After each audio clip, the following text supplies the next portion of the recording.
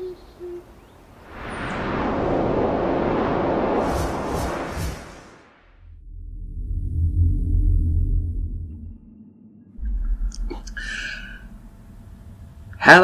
Bad Tempered Badger here, and today I will be interviewing Alpha4, who we had on the channel previously. Hello.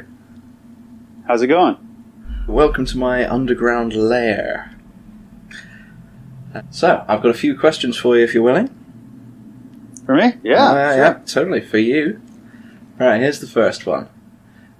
You mentioned in your video that I responded to that most of the sort of atheist and skeptic sort of channels, when they do response videos, aren't responding to what you referred to as a mature theist belief or a perspective.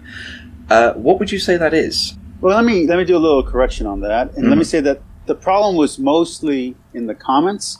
The actual video responses, for the most part, except for one, were 100% on point. They all understood what I was doing. Only in the comments was it let's say a deluge or a flood of "I don't get what you're doing" questions with that. So what is a mature faith? Well, there are several ways to define it. Personally, I like to think of mature faith in more of an inclusive. Obviously, I'm exclusive, but I'm saying, just as a concept, I like to think of it as more of a inclusive idea, which is when someone has studied their faith long enough that they not only understand the precepts, but they can see the metaphor and the analogies for what they are, instead of having to rely on those metaphors and analogies as if that is the only truth. That's not denying the truth of the analogy or the metaphor, but it is saying that there is something deeper there that's talking about concrete reality and not just, the ethereal, meta truth. That's what I would say for my personal definition of a mature faith. So that would that would include an understanding of which parts of whichever faith are a metaphor and allegory, and which parts should be taken literally. Yes, and I would say on that doesn't mean that the parts that are supposed to be taken literal are the parts that skeptics or atheists would accept. And I had more than a few atheists seem to think, and I'm saying atheists specifically because that's how they identify themselves. They're like, we're not just skeptics, we're atheists. Okay. Their exact response was that I was misunderstanding or misrepresenting their point of view, and that basically that somehow my mature faith would convince them. And that's not what I was saying at all. I was saying that someone of a mature faith wouldn't buy into the ideas that are being discredited by most YouTube atheists, especially the most popular channels. They're just tearing down the lowest hanging fruit. All right, so following on from that, I thought I'd ask a few questions to sort of find out what your perspective is, what it is that you believe. Well, let me say this, because I have to say this whenever you're talking to a Catholic, you're going to run into this. Yeah. I am not speaking for the Catholic Church. I am speaking for me. Okay, that's just something that we have to say. It's one of those things. Yep. Do you, for example, follow the 10 Commandments? Well, that's hard to say, specifically because there's 615 commandments. Secondly, because the New Testament changes that. So Jesus fulfilled the old covenant. So the old covenant is closed for Gentiles, which is ironic because that's the whole reason why it had to be open to Gentiles, is because originally the covenant was just for the Israelites, not for the Gentiles. So there's that little problem with the conversation. Can I just poke in there and say, what's the definition of the Gentiles? Me. Savage, someone who's people not from the original tribe. Yes. Okay. Barbarians. Yes. Anyone who's not a good Greek speaker or a good Israeli speaker. Is it Israeli or Hebrew? Which one's the one that's now spoken? I think it's Hebrew. Not is it still? Do they still call it Hebrew? Because I know at one point it was Hebrew. Is it now Israeli or is it still Hebrew? I think it's still Hebrew. So let's say still Hebrew. I'd have to look that up, to be honest with you. What's my next question? Do you believe in, for example, resurrection? I wouldn't be a good Catholic if I didn't. No, fair enough. Yes, I do. But To be fair, what resurrection is in different religions is very different. And that is another problem that I happen to have with a lot of atheist channels, is that they assume that this terminology all means the same thing across the board. It doesn't even mean the same thing in some religions and some churches that are in the same districts or in the same community.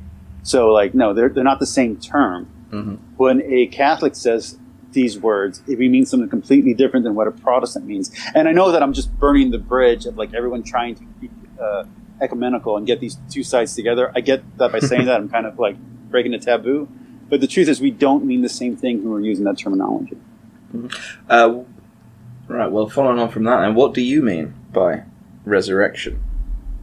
Well, okay, so for Catholics, it's a resurrection of body and soul because the body and soul are one. There is no divide.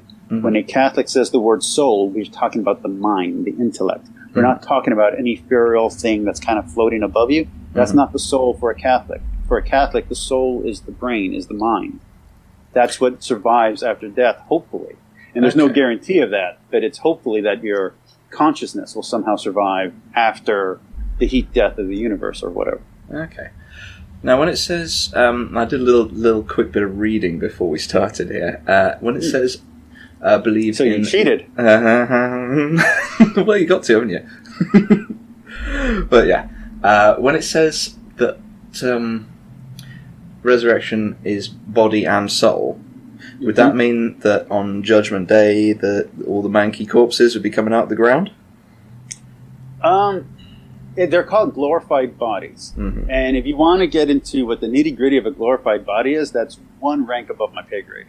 But I would assume that means whatever body you have when it was at its best. It would be the best answer to that. But I wouldn't hold my feet to the fire to that. All it takes is one priest to tell me something different, and I'll be like, no, that's what he... That's okay. So would that mean there'd be disabled people in heaven? I hope so. I'm dyslexic. So I hope I'm going to make it. Well, that's fair enough. What about, say, somebody physically disabled, like in a wheelchair or something like that? Would they still be in that state in heaven? Well, see, now we're getting into a much bigger problem, which is your understanding of the word heaven. Yeah. Okay, so first off, heaven's not heaven. Just like hell isn't hell. I think the Pope just got in trouble for this one just a few days ago. So, like... Hell, let's start there because I'm actually working on a video response for a viewer of mine who has been dialoguing with me, and he's given me 3 weeks of answers, so I figure I owe him a video about hell. Well, the problem with the word hell is that that's not the word that Jesus would have been using. He was speaking Aramaic.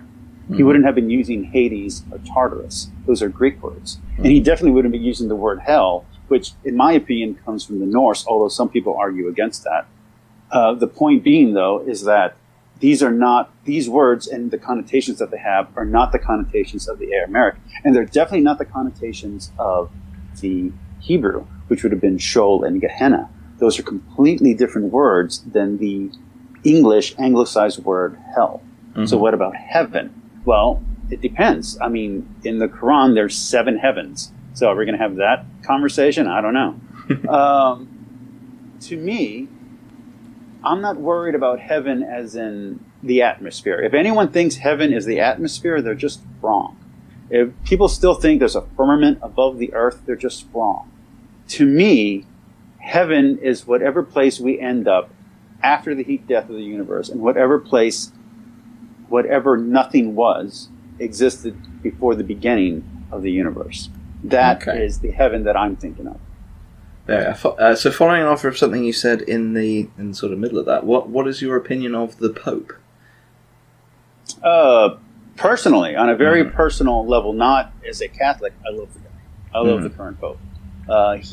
He fits along my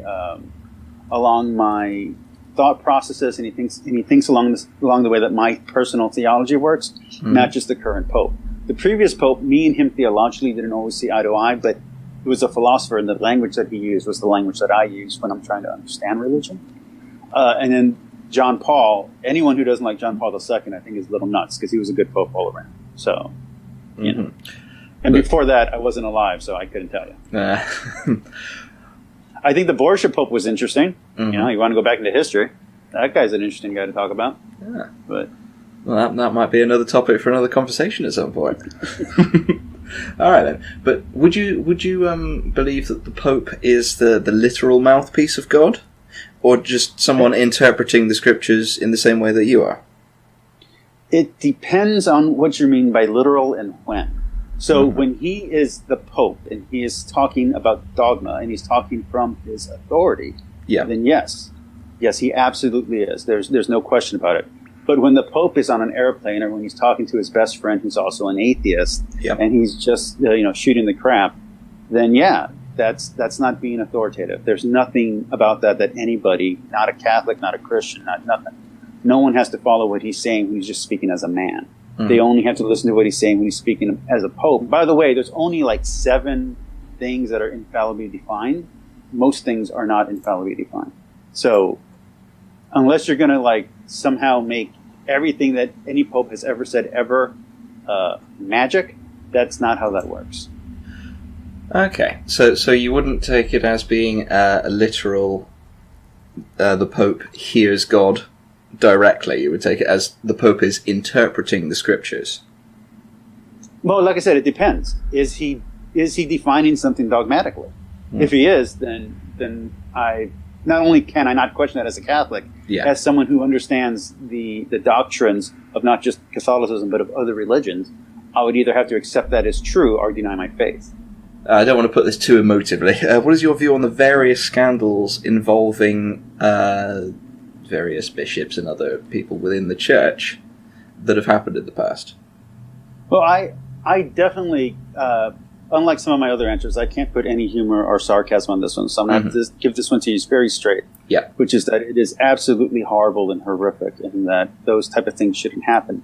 But, and there's always a but to this, is that if you look at the general statistics for the rest of the world, there are other organizations like education, where not just the absolute numbers, but the statistic, but the ratios are higher. The incidences are higher, and a lot of these monsters are women that are doing it that are doing these horrible crimes to innocent victims. So it's not just a question of being male. It's not just a question of being married, and it's definitely not a question of the ethos of the church. Because by the moment that they are doing anything like that, they are breaking that ethos. The ethos is, especially for a priest in the Catholic Church, in the Roman Catholic Church, as opposed to the Orthodox Church, the ethos is you can't have sex ever. You're already breaking your rule just by doing that. So it's not a question of the ethos being wrong. It's a problem with the individual being sick and horrific. We'll continue this conversation in part 2, linked below. Also, everyone please remember to check out the companion video on Alpha4's channel, linked in the description. Thanks for watching so far.